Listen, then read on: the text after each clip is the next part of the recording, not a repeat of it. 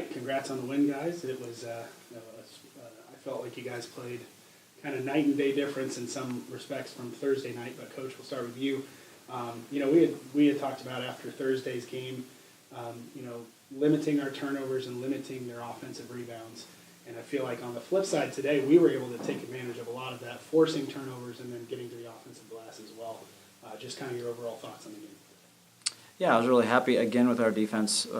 As I said before, we I think played pretty good defense Thursday night, but that improved and continued today. I was happy that, especially in the first half, we set the tone right away with rebounding.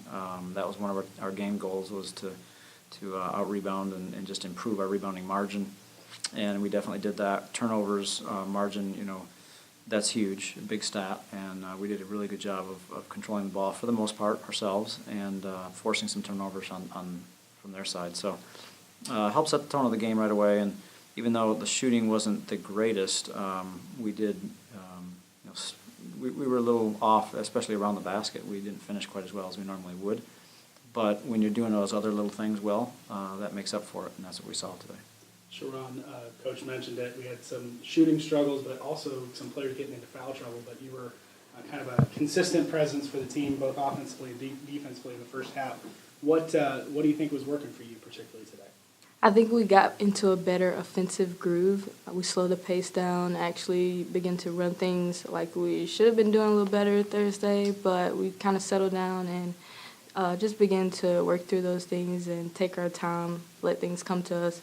And eventually things began to open up for us, and I think that's where it started off for us in the beginning. You're a senior this year, so how important is it for you as in that kind of leadership role to, when things aren't going right on the floor, to kind of calm everybody down and say, look, we're still okay.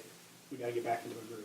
The biggest thing is for us to relax. I think a lot of times, especially today with the referees and even myself, I was just amazed at a lot of the calls, but even then I think we just have to settle ourselves and continue to play good defense and get stops, and I think we did a good job with that today.